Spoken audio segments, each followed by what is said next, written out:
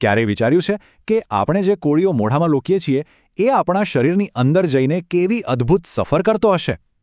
તો ચાલો આજે આપણે સાથે મળીને મનુષ્યોમાં પોષણની આ આખી પ્રક્રિયાને એકદમ સરળ રીતે સમજીએ, જાણે કોઈ રોમાંચક ફિલ્મ જોઈ રહ્યા હોઈએ. Sanjay maths and science academy દ્વારા પ્રસ્તુત આ વિજ્ઞાનની સફરમાં આપ સૌનું સ્વાગત છે. ચાલો જરા પણ સમય બગાડ્યા વિના આ રસપ્રદ વિષયમાં ડૂબકી લગાવીએ. તો આપણી આજની સફરનો નકશો કંઈક આવો દેખાય છે. આપણે ખોરાકની પાચન યાત્રાની વાત કરીશું, જે મુખથી શરૂ થઈને જઠર, નાના આંતરડા અને મોટા આંતરડામાંથી પસાર થશે. અને છેલ્લે આખી પ્રક્રિયાને ફટાફટ યાદ કરી લઈશું. તો તૈયાર છો ને? ચાલો શરૂ કરીએ. જુઓ, આપણા શરીરમાં પોષણની આખી ક્રિયા એક લાંબી, પાઇપ જેવી રચનામાં થાય છે. આને કહેવાય છે પાચન માર્ગ. એ આપણા મુખથી શરૂ થાય છે અને મળદ્વાર પર પૂરો થાય છે. આ લાંબા રસ્તા પર આવતા દરેક અંગનું પોતાનું એક ખાસ કામ છે, જેથી ખોરાકમાંથી આપણને શક્તિ મળી શકે. તો આપણી આ રોમાંચક સફરનું પહેલું ડેસ્ટિનેશન છે આપણું મુખ. અહીંથી જ પાચનનું અસલી સાહસ શરૂ થાય છે. જેવો આપણે કોળીઓ મોઢામાં મૂકીએ છીએ ને, તરત જ બે મૂર્છે કામ શરૂ થઈ જાય છે.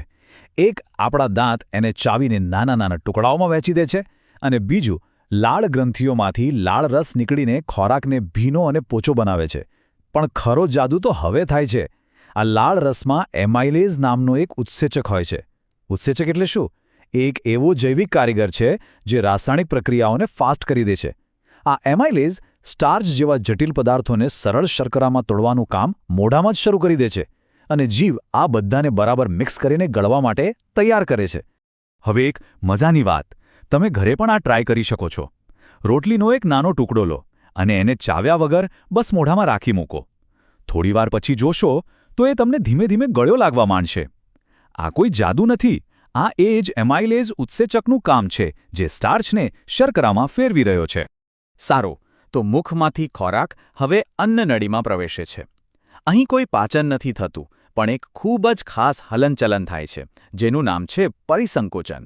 આમાં અન્નનળીના સ્નાયુઓ એક લયબદ્ધ રીતે સંકોચાય છે અને ખોરાકને ધીમે ધીમે નીચે એટલે કે જઠર તરફ ધકેલે છે. આ પ્રક્રિયા એટલી જોરદાર છે કે જો આપણે ઊંધા લટકીને ખાઈએ તો પણ ખોરાક નીચે જ જશે. અન્નનળીમાંથી સીધો ખોરાક પહોંચે છે આપણા આગલા સ્ટેશન પર, જઠર. આ કોઈ સામાન્ય અંગ નથી. એ એક મોટી સ્નાયુઓની બનેલી કોથળી જેવું છે. જેવો ખોરાક અંદર આવે એ તરત જ ફેલાઈ જાય છે અને મિક્સર ગ્રાઇન્ડરની જેમ ખોરાકને વલોવવાનું શરૂ કરી દે છે. અહીં જઠરની દિવાલમાંથી 3 બહાદુર યોદ્ધાઓ બહાર આવે છે. પહેલું, હાઇડ્રોક્લોરિક એસિડ. આ ખૂબ જ શક્તિશાળી એસિડ છે, જે ખોરાકમાં રહેલા બેક્ટેરિયાનો નાશ કરે છે. બીજું, પેપ્સિન. આ એક એવો ઉત્સેચક છે જે પ્રોટીનનું પાચન શરૂ કરે છે. અને ત્રીજું, અને કદાચ સૌથી મહત્વનું, શ્લેષ્મ. આ એક ચીકણો પદાર્થ છે જે જઠરની અંદરની દિવાલ પર એક સુરક્ષા કવચ બનાવે છે. હવે જરા વિચારો, જો આ શ્લેષ્મનું સુરક્ષા કવચ ના હોત તો શું થાત? પેલો શક્તિશાળી હાઇડ્રોક્લોરિક એસિડ જઠરની પોતાની જ દિવાલને પચાવવાનું શરૂ કરી દેત. એટલે જ આ શ્લેષ્મનું પડ આપણા માટે ખૂબ જ જરૂરી છે. જઠરમાં થોડું ઘણું પાચન થયા પછી ખોરાક હવે આખી યાત્રાના હીરો પાસે પહોંચે છે, એટલે કે આપણા નાના આંતરડામાં. પાચન માર્ગનો આ સૌથી લાંબો અને સૌથી અગત્યનો ભાગ છે.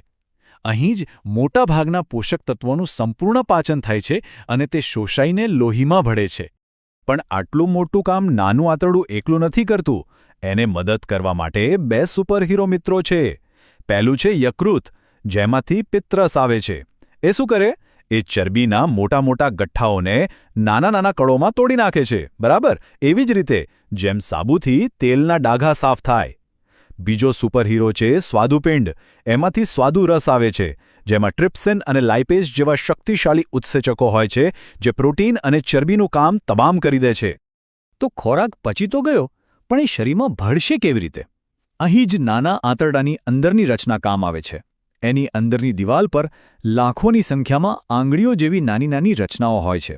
આને કહેવાય છે રસાંકુરો. એમનું મુખ્ય કામ છે શોષણ માટેની જગ્યા વધારવી.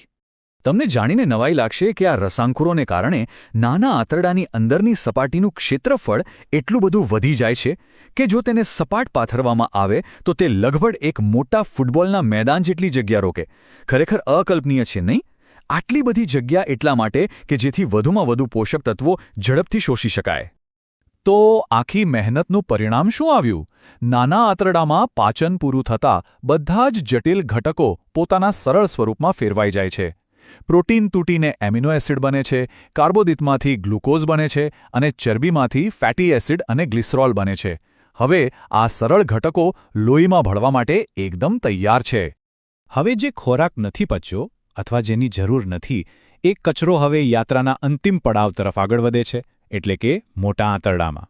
મોટા આંતરડાનું મુખ્ય કામ પાચનનું નથી, પણ પાણી બચાવવાનું છે.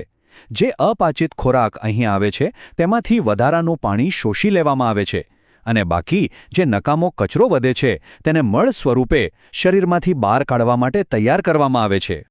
તો ચાલો એકદમ ફટાફટ આખી યાત્રા પર એક નજર નાખી લઈએ કે ખોરાક ક્યાં ક્યાંથી પસાર થયો અને શું શું થયું. મુખમાં સ્ટાર્ચનું પાચન શરૂ થયું. જઠરમાં એસિડ અને પેપ્સિનની મદદથી પ્રોટીન તૂટવાનું શરૂ થયું. નાના આંતરડામાં બધા જ પોષક તત્વોનું સંપૂર્ણ પાચન થઈ ગયું અને તે લોહીમાં ભળી ગયા.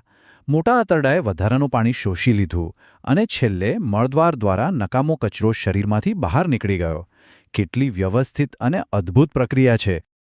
આશા છે કે પાચનતંત્રની આ સફર તમને ખૂબ જ મજાની અને જાણવા જેવી લાગી હશે. જો વિજ્ઞાનને આવી જ સરળ અને રસપ્રદ રીતે સમજવું ગમતું હોય તો અમારી ચેનલને લાઇક, શેર અને સબસ્ક્રાઇબ કરવાનું ચોક્કસ યાદ રાખજો. Sanjay maths and science academy તરફથી આ અદ્ભુત પ્રવાસમાં જોડાવા બદલ આપ સૌનો ખૂબ ખૂબ આભાર.